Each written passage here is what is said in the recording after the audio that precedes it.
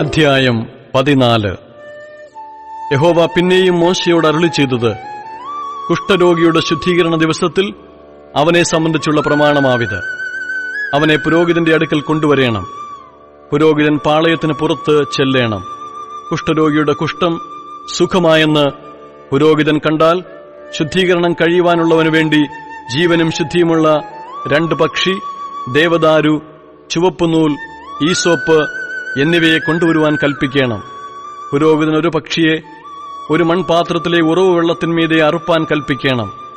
ജീവനുള്ള പക്ഷി, ദേവദാരു, ചുവപ്പുനൂൽ, ഈസോപ്പ് എന്നിവയെ അവൻ എടുത്ത് ഇവയെയും ജീവനുള്ള പക്ഷിയെയും ഉറവ് വെള്ളത്തിന്മീതെ അറുത്ത പക്ഷിയുടെ രക്തത്തിൽ മുക്കി കുഷ്ഠശുദ്ധീകരണം കഴിവാനുള്ളവന്റെ മേൽ 7 പ്രാവശ്യം തളിച്ച് അവനെ ശുദ്ധിയുള്ളവനെന്ന് വിധിക്കുകയും ജീവനുള്ള പക്ഷിയെ വെളിയിൽ വിടുകയും വേണം. ശുദ്ധീകരണം കഴിയുന്നവൻ വസ്ത്രമലക്കി രോമമൊക്കെയും ക്ഷൗരം ചെയ്യിച്ച് വെള്ളത്തിൽ കുളിക്കണം. എന്നാൽ അവൻ ശുദ്ധിയുള്ളവനാകും. അതിനുശേഷം അവൻ പാളയത്തിൽ ചെന്ന് തന്റെ കൂടാരത്തിന് പുറമെ 7 ദിവസം പാർക്കണം. 7-ാം ദിവസം അവൻ തലയും മുടിയും പുരികവും എല്ലാം വെടിപ്പാക്കണം. ഇങ്ങനെ അവൻ സകല രോമവും ക്ഷൗരം ചെയ്യിച്ച് വസ്ത്രമലക്കുകയും ദേഹം വെള്ളത്തിൽ കഴുകുകയും വേണം. എന്നാൽ അവൻ ശുദ്ധിയുള്ളവനാകും. 8-ാം ദിവസം അവൻ ഊനമില്ലാത്ത 2 ആൺകുഞ്ഞാടിനെയും 1 വയസ്സ് പ്രായമുള്ള ഊനമില്ലാത്ത ഒരു പെൺകുഞ്ഞാടിനെയും ഭോജനയാഗമായിട്ട് എണ്ണ ചേർത്ത 3 ഇടങ്ങഴി നേരിയ മാവും 1 കുറ്റി എണ്ണയും കൊണ്ടുവരേണം. ശുദ്ധീകരണം കഴിക്കുന്ന പുരോഹിതൻ ശുദ്ധീകരണം കഴിയുന്നവനെ അവയുമായി യഹോവയുടെ സന്നിധിയിൽ സമാഗമന കൂടാരത്തിന്റെ വാതിൽക്കൽ നിർത്തേണം. പുരോഹിതൻ ആൺകുഞ്ഞാടുകളിൽ ഒന്നിനെയും എണ്ണയും എടുത്ത് അകൃത്യയാഗമായി അർപ്പിച്ച് യഹോവയുടെ സന്നിധിയിൽ നീരാജനം ചെയ്യണം. അവൻ വിശുദ്ധ മന്ദിരത്തിൽ പാപയാഗത്തെയും ഹോമയാഗത്തെയും അറുക്കുന്ന ഇടത്തുവച്ച് കുഞ്ഞാട്ടിനെ അറുക്കേണം. അകൃത്യയാഗം പാപയാഗം പോലെ പുരോഹിതനുള്ളതാകുന്നു. അത് അതിവിശുദ്ധം. പുരോഹിതൻ അകൃത്യയാഗത്തിന്റെ രക്തം കുറെയെടുത്ത് ശുദ്ധീകരണം കഴിയുന്നവന്റെ വലത്ത് കാതിന്മേലും വലത്തു കൈയുടെ പെരുവിരലിന്മേലും വലത്തുകാലിന്റെ പെരുവിരലിന്മേലും പുരട്ടേണം. പിന്നെ പുരോഹിതൻ ആ എണ്ണ കുറെ തന്റെ ഇടത്തെ ഉള്ളം കൈയിൽ ഒഴിക്കണം. പുരോഹിതൻ ഇടം കൈയിലുള്ള എണ്ണയിൽ വലം കൈയുടെ വിരൽ മുക്കി വിരൽ കൊണ്ട് 7 പ്രാവശ്യം യഹോവയുടെ സന്നിധിയിൽ എണ്ണ തളിക്കണം. ഉള്ളം കൈയിൽ ശേഷിച്ച എണ്ണ കുറെ പുരോഹിതൻ ശുദ്ധീകരണം കഴിയുന്നവന്റെ വലത്തു കാതിന്മേലും വലത്തു കൈയുടെ പെരുവിരലിന്മേലും വലത്തുകാലിന്റെ പെരുവിരലിന്മേലും അകൃത്യയാഗത്തിന്റെ രക്തത്തിന്മീതെ പുരട്ടേണം. പുരോഹിതന്റെ ഉള്ളം കൈയിൽ ശേഷിപ്പുള്ള എണ്ണ അവൻ ശുദ്ധീകരണം കഴിയുന്നവന്റെ തലയിൽ ഒഴിച്ച് യഹോവയുടെ സന്നിധിയിൽ അവനുവേണ്ടി പ്രായശ്ചിത്തം കഴിക്കണം. പുരോഹിതൻ പാപയാഗമർപ്പിച്ച് അശുദ്ധി പോക്കി ശുദ്ധീകരിക്കപ്പെടുന്നവനു വേണ്ടി പ്രായശ്ചിത്തം കഴിച്ച ശേഷം ഹോമയാഗമൃഗത്തെ അറുക്കേണം. പുരോഹിതൻ ഹോമയാഗവും ഭോജനയാഗവും യാഗപീഠത്തിന്മേൽ അർപ്പിക്കണം. അങ്ങനെ പുരോഹിതൻ അവനുവേണ്ടി പ്രായശ്ചിത്തം കഴിക്കണം. എന്നാൽ അവൻ ശുദ്ധിയുള്ളവനാകും.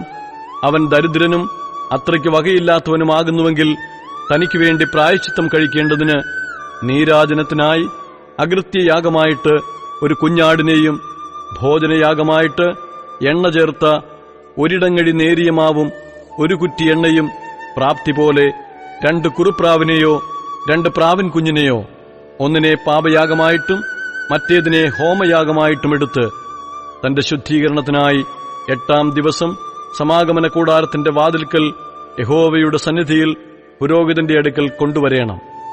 പുരോഹിതൻ അകൃത്യയാഗത്തിനുള്ള ആട്ടിൻകുട്ടിയെയും എണ്ണയും എടുത്ത് യഹോവയുടെ സന്നിധിയിൽ നീരാജനം ചെയ്യണം. അവൻ അകൃത്യയാഗത്തിനുള്ള ആട്ടിൻകുട്ടിയെ അറുക്കണം. പുരോഹിതൻ അകൃത്യയാഗത്തിന്റെ രക്തം കുറെയെടുത്ത് ശുദ്ധീകരണം കഴിയുന്നവന്റെ വലത്തുകാതിന്മേലും വലത്തുകൈയുടെ പെരുവിരലിന്മേലും വലത്തുകാലിന്റെ പെരുവിരലിന്മേലും പുരട്ടേണം. പുരോഹിതൻ എണ്ണ കുറെ തന്റെ ഇടത്തെ ഉള്ളം കൈയിൽ ഒഴിക്കണം. പുരോഹിതൻ ഇടത്തുകൈയിലുള്ള എണ്ണ കുറെ വലത്തുകൈയുടെ വിരൽ കൊണ്ട് യഹോവയുടെ സന്നിധിയിൽ 7 പ്രാവശ്യം തളിക്കണം. പുരോഹിതൻ ഉള്ളം കൈയിലുള്ള എണ്ണ കുറെ ശുദ്ധീകരണം കഴിയുന്നവന്റെ വലത്തുകാതിന്മേലും വലത്തുകൈയുടെ പെരുവിരലിന്മേലും വലത്തുകാലിന്റെ പെരുവിരലിന്മേലും അകൃത്യയാഗത്തിന്റെ രക്തമുള്ളയിടത്ത് പുരട്ടേണം. പുരോഹിതൻ ഉള്ളം കൈയിൽ ശേഷിപ്പുള്ള എണ്ണ അവൻ ശുദ്ധീകരണം കഴിയുന്നവന്റെ തലയിൽ ഒഴിച്ച് അവനുവേണ്ടി യഹോവയുടെ സന്നിധിയിൽ പ്രായശ്ചിത്തം കഴിക്കണം. അവൻ പ്രാപ്തി പോലെ കുറുപ്രാവുകളിലോ പ്രാവിൻ കുഞ്ഞുങ്ങളിലോ ഒന്നിനെ പാപയാഗമായിട്ടും മറ്റേതിനെ ഹോമയാഗമായിട്ടും ഭോജനയാഗത്തോടുകൂടെ അർപ്പിക്കണം.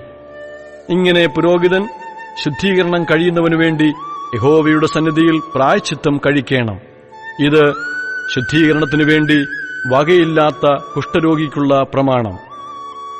യഹോവ പിന്നെയും മോശയോടും അഹ്റോനോടും അരുളി ചെയ്തത് എന്തെന്നാൽ, ഞാൻ നിങ്ങൾക്ക് അവകാശമായി തരുന്ന കനാൻ ദേശത്ത് നിങ്ങൾ എത്തിയ ശേഷം ഞാൻ നിങ്ങളുടെ അവകാശദേശത്ത് ഒരു വീട്ടിൽ കുഷ്ഠബാധ വരുത്തുമ്പോൾ വീട്ടുടമസ്ഥൻ വന്ന് വീട്ടിൽ കുഷ്ഠലക്ഷണമുള്ള പ്രകാരം എനിക്ക് തോന്നുന്നു എന്ന് പുരോഹിതനെ അറിയിക്കണം. അപ്പോൾ വീട്ടിലുള്ള സകലവും അശുദ്ധമാകാതിരിപ്പാൻ പുരോഹിതൻ വടു നോക്കേണ്ടതിന് ചെല്ലും മുമ്പേ വീട് ഒഴിച്ചിടുവാൻ കൽപ്പിക്കണം. പിന്നെ പുരോഹിതൻ വീട് നോക്കുവാൻ അകത്ത് ചെല്ലണം. അവൻ വടു നോക്കണം. വീട്ടിന്റെ ചുവരിൽ ഇളം പച്ചയും ഇളം ചുവപ്പുമായ കുത്തുകളുണ്ടായിട്ട് അവ കാഴ്ചയ്ക്ക് ചുവരിനേക്കാൾ കുഴിഞ്ഞതായി കണ്ടാൽ പുരോഹിതൻ വീട് വിട്ട് വാതിൽക്കൽ വന്ന് വീട് 7 ദിവസത്തേക്ക് അടച്ചിടണം. 7-ാം ദിവസം പുരോഹിതൻ വീണ്ടും ചെന്ന് നോക്കണം. വടു വീട്ടിന്റെ ചുവരിൽ പരന്നിട്ടുണ്ടെങ്കിൽ വടുവുള്ള കല്ലു നീക്കി പട്ടണത്തിന് പുറത്ത് ഒരശുദ്ധ സ്ഥലത്ത് ഇടുവാൻ പുരോഹിതൻ കൽപ്പിക്കണം. പിന്നെ വീട്ടിന്റെ അകമൊക്കെയും ചുരണ്ടിക്കണം.